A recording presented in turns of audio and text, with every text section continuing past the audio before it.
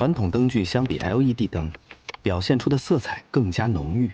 為電波的舞台場景定下懷舊的主色調。減少使用有色光，整體以冷暖對比來呈現，使視覺風格更加簡潔穩重。很多場景保留了大片黑暗，主人公在雨夜中與眾人周旋，光亮只切給伞面和伞下的一張張人臉，周遭人影模糊不清，使氛圍更加緊張不安。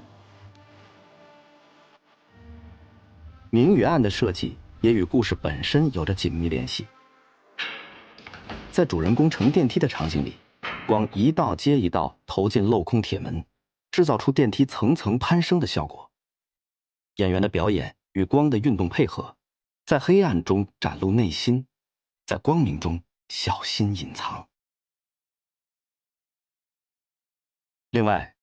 燈光在劇中多次發揮了電影剪輯的作用，燈光的变化猶如鏡頭的切割，節奏快，情節豐富，使一個懸疑緊張的故事在一言不發之中被呈現了出來。